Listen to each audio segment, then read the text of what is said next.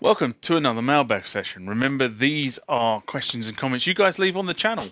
But before we get going on this session, remember normal parish notices apply. So if you haven't subscribed to the channel, why not? Hit the subscribe icon. If you want to be notified when new content hits the channel, it's the bell icon's the one you need. If you like the contents of this video, give it a thumbs up.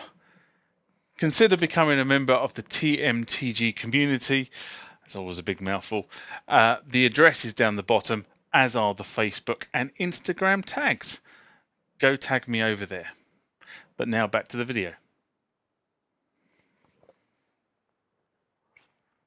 I'm going to pronounce this name wrong. The next one comes from Joost van Willem.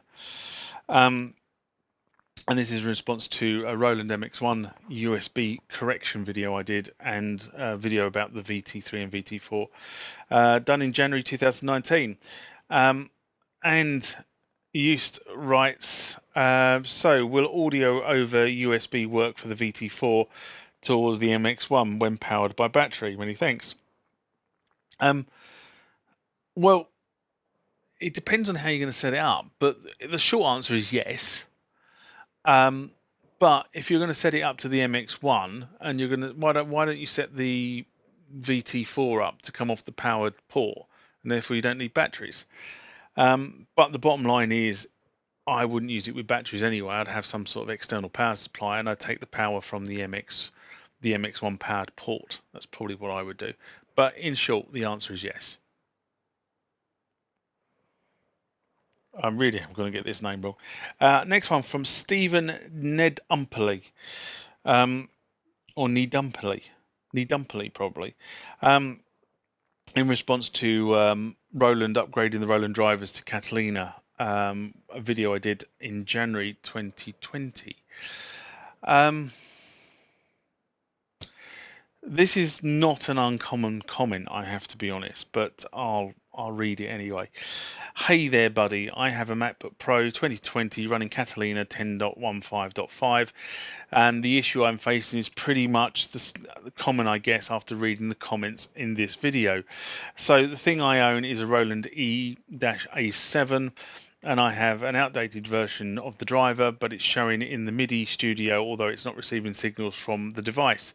I connect using a USB-C adapter. Any help? And you're right, it's not an uncommon comment. So you're yet another user who is responding to this issue and finding that their piece of equipment has been discontinued by Roland. And because of that, Roland are not updating the drivers for that equipment to work on the latest version of the Mac operating system. I should state that it should still work on the Windows 10 operating system, but I suspect Windows 10 or Microsoft are going to go the same way as Apple have done, which is basically drop support for 32-bit drivers. And that's where the problem has come in, is the old equipment has been compiled against something that is 32-bit, whether it's the full operating system or a component of the operating system that is 32-bit. And now that support has been dropped from the operating system, there are no longer drivers that will be recognized by Catalina. And I think my basic opinion here is people should just start raising support tickets. So if you've got a piece of equipment that is just gone out of support in the last 5 years or so, and it really depends on USB to make it work, I think you should be raising a support ticket with Roland. That's my what's it. So my advice, and the reason I say that is because maybe Roland just don't really gauge the scale of the issue. Now, I know that Stephen has said about his USB adapter, or USB-C adapter. Is it, well, the first thing is it an Apple adapter or is it not an Apple adapter? If it's not an Apple adapter, the adapter could be a problem. Now, it's not uncommon for non-Apple stuff to stop working. That is not uncommon. However, and I use this however, it's not common for that to be the failure point. So if it definitely is an Apple USB-C adapter, it's probably not the issue at all. If it's a third party, try it on somebody else's machine. If it works over there, then it's probably not the adapter. And the way I probably would deal with that is actually I'd put another piece of equipment works into the adapter that you have drivers for, and if it connects, fine. So that's the first thing, but I really think the issue here is the whole sort of 64-bit, 32-bit driver approach. It's going to become more and more of an issue. I'm seeing lots more comments on that particular video, and I'm just really reading your comment out as a sort of sample for the other people and the other comments that people are leaving there. Some people are saying they've loaded the 10.14 driver up and it has worked. However, there is no guarantee that it will work. But I am surprised that your machine can actually see the device itself. So maybe there is hope there, but I suspect the issue is the driver code itself, the 32-bit driver code. And it's really interesting, actually. One of the interesting things here is that Roland don't produce or haven't produced class-compliant devices. You always have to have a driver loaded for the Roland device to work. Hey-ho. Stephen then wrote back to me and said, Firstly, let me thank you for putting your valuable time and effort into writing this reply. So it was quite a wordy reply to what I've read out. One, will downgrading to Mojave solve the issue? 2, will all running Windows 10 through Boot Camp assist me? Or 3, raising a ticket since there's so many facing the problem, would this actually work? And I wrote back to him and said, I know that some of this stuff worked on Mojave because Mojave still had 32-bit driver support. So both 10.13 and 10.14 should work. While because there's still 64-bit operating systems, but Apple had the bits of the operating system in there that supported 32-bit. But I do know that Stephen has bought a machine with Catalina already on it, and you can't go backwards, so that kind of rules that route out because he tried. The second point was running Windows 10 in Boot Camp. I have absolutely no idea whether this would work when I responded to him, but he's come back and said it doesn't. And the reason for that is you still go through the Apple system or the Apple drivers effectively at the USB level before Boot Camp, which is loaded on top of it. And my third point, as I said earlier, is I think if enough people wrote to Roland and said they have an issue, Roland might do something about it. Next one comes from Sean Curran. Hi, Sean. In response to the mailbag, Zencore, more info, Zenology, modeling, random noise, and Venom. And actually, that video, the Venom part of it, actually was something that came from Sean in the first place. And he writes, I actually love the ACB engine on my TR8, and it was the main reason I purchased it. Me too.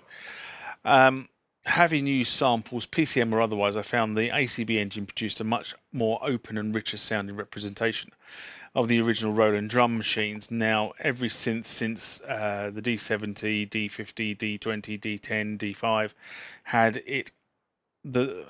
the 808 sound as a tone or something else. While fine in a pinch, they have failed to totally replace the sound of the original drum machines. The ACB was a game changer for me, as I had the workflow sound of the 606, 707, 727, 808 and 909 in a single box. That was exactly the reason why I bought my TR8. I couldn't afford to go and buy an original 808. I couldn't afford to go and buy original 909. All the other drum machines that are mentioned there. But in the TR8 and the TR8S, you get all of them. Circuitry modelled. Fantastic. Absolutely fantastic. So that was the same thing with me. However, without high cost, finicky temperament, and specialised maintenance. Oh God, yeah. I've got a friend of mine who has a 909, and he has it. It has to be looked at probably about once every 4 or 5 years, because it just starts behaving very badly. So One of the reasons why I bought my TR8 is because when they were launching the TR8 back in 2015, there is just along the coast from me in Brighton, there is a DJ mixing duo called the Freemasons. You might have heard of them. They've mixed or remixed tracks for lots of people, and none of their names come to mind at the moment. Isn't that poor? I can hear the songs banging through in my head, but I can't think of who the artists are. There was the big one I always remember is Uninvited, and the one that's the work one. I can't remember who the artists are. That's really poor. Anyway, I saw one of these guys put who has an original 808 and an original 909, and I saw them put the original machines on a scope and then put the TR8 on a scope and do the same thing effectively. Have a bass drum and a snare drum and a cymbal and etc. And they put these on a scope and they lined them up so you could see what was going on. And I have to be honest and say that the TR8 was almost, I mean, not completely, but when they put this two together, almost identical in terms of the whole way the wave and frequency response worked. That was the clincher for me. That was like, this thing is so close. So that was the reason why I did it. Now, the thing about PCM is PCM has been around for so many years, and effectively the reason why the tones on the keyboards you mentioned don't quite line up is because it's a tone at a point in time. So when you sample it, you're sampling that tone with the attack and the delay and all the other stuff set to some nominal value so they can take the sample. Whereas, as you well know, on one of the original drum machines, you can alter all those parameters, and on the Behringer RD8, you can do even more altering to the base parameters of how the signal is generated. But that's how they did it. So you're always going to compromise something for the PCM sample that generates the tone. But you know, that's where we are. I agree with you on buying the TR8. I think the TR8 was a great investment. I kind of disagree with sort of selling the 7X7 drum pack afterwards, because that was just ways of exploiting more money out of the poor musician. But the bottom line was the TR8 was a great idea.